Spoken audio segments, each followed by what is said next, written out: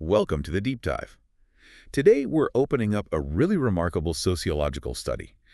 It basically challenges one of the most fundamental beliefs we hold in our society. That core belief that if you just work hard, get the right qualifications, you're safe. Exactly. This deep dive is about long-term unemployment, and it explores how a huge structural failure it gets brutally rebranded as a personal one. Yeah. And to really get a feel for this, let's start with a story from the book. Let's talk about a man they call Larry. Larry has a PhD in mathematics from MIT. Right. Top of his field. Absolutely. Yeah. 30 years building a really successful career in high-level tech. But then, after a long spell of joblessness in his 50s, the best he could find was a job as a cashier. Earning just above minimum wage. Just above minimum wage. Sure. It's just staggering to think about. Well, and Larry's story is so devastating precisely because he did everything right. I mean, that's the whole point. When you hear that story, this highly educated, successful person suddenly without a career, your immediate instinct is to look for what's wrong with him. You want to find the flaw. You want to find the flaw so you can tell yourself, oh, that won't happen to me. I'm more prepared, or I'm smarter. That's the false comfort, isn't it? The idea that high achievement is like an immunity card against economic disaster. It's the comfort that's sold by what this book calls the meritocracy myth.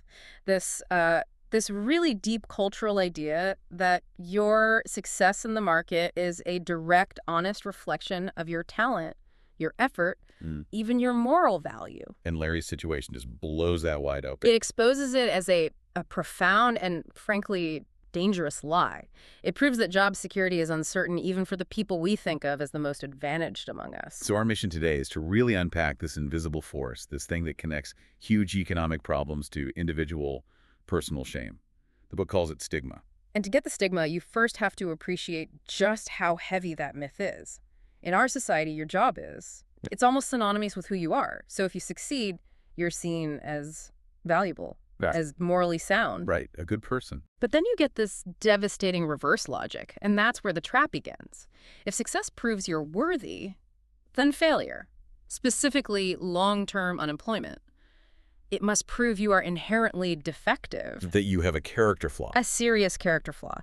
And this social judgment, this cultural verdict, is what allows millions of people to be ignored because society just assumes they have only themselves to blame. And if the myth were actually true, you'd expect the most highly educated people to be the most protected, right?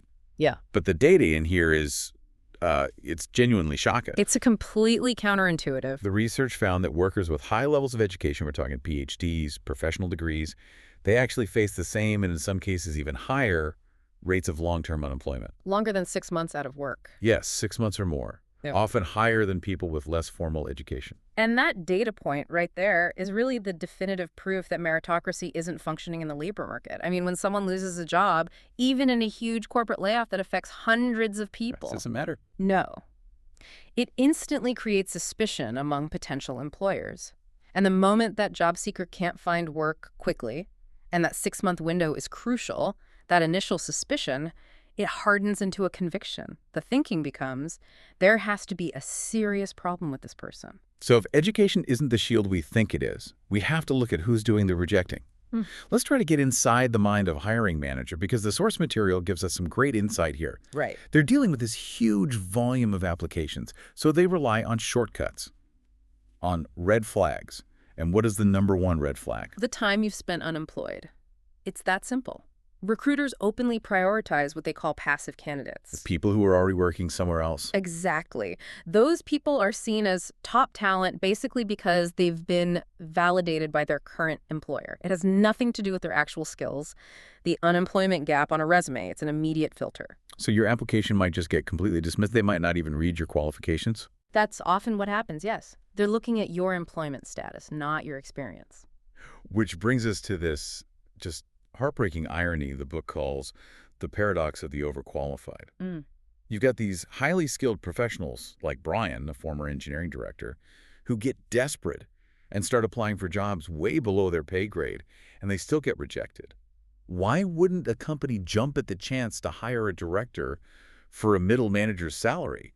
I mean, that sounds like a great deal. It sounds like a bargain, but the employer's thinking is all driven by fear. Recruiters are afraid that an overqualified candidate is going to get bored really fast And then leave. and then leave. Exactly. They'll lack job satisfaction and they'll jump ship the second a better opportunity comes along. So they don't want to invest in someone who they think is just using their company as a temporary holding pattern. So that combination of high experience and maybe age, because they often go together, They do. it blocks you from even strategically moving down the career ladder when you're just desperate for some stability. You're trapped. So, on one hand, you're rejected for being unemployed.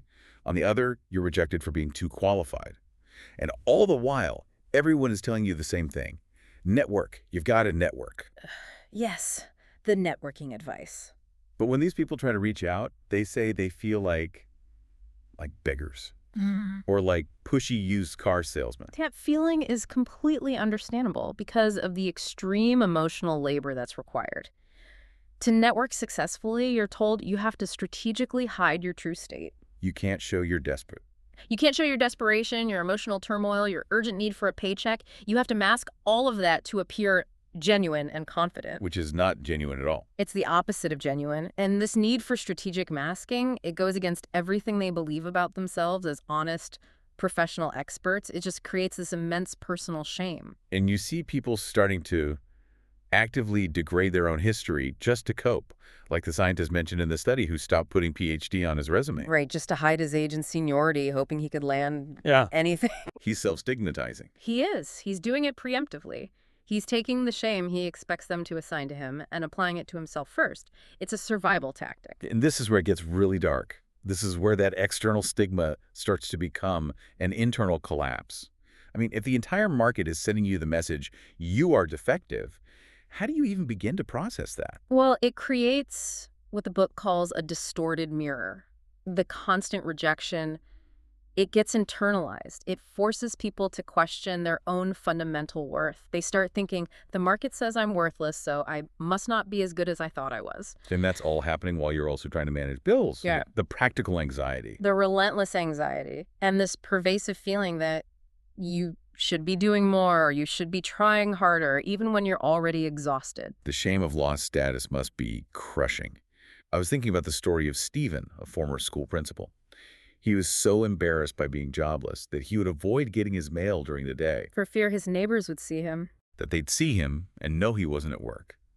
His own identity became something he had to hide in his own home. That shame is all about the erosion of your adult status. When a financial crisis forces these catastrophic changes, depleting your retirement funds, using up your kids' college savings. Moving back in with your elderly parents. Yes. The individual feels like they've reverted to being a dependent child again.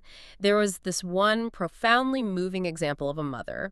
She said she felt like she'd been, and this is her word, castrated in her ability to be a parent, all because she couldn't afford Christmas gifts. Wow. Her identity as a capable adult, as a provider, it was just shattered. And this brings us to what might be the ultimate, cruelest part of the trap. The reality of being jobless creates these completely understandable emotions, right? Frustration, negativity, anxiety. Of course. But recruiters see any display of that natural frustration or anger or even just a lack of confidence. They see it as a huge warning sign, as more proof that you're an unqualified or unstable candidate. So the negative consequences of the stigma, the very natural psychological fallout from being rejected over and over again, that becomes the reason for more rejection. You're punished for being unemployed. And then you're punished again for reacting negatively to that punishment. It's a truly self-reinforcing, inescapable cycle. So if we just step back for a minute, what stands out most, I think, is the sheer power of this meritocracy myth. The power it has to convince even the most rational people. You have professionals in the book who study structural economics. An economist, yeah. And even he found himself fighting off feelings of self-blame. That story is just so deeply ingrained in us. Absolutely. And that's why the first most crucial step forward, and the study hints at this, is making that mental shift.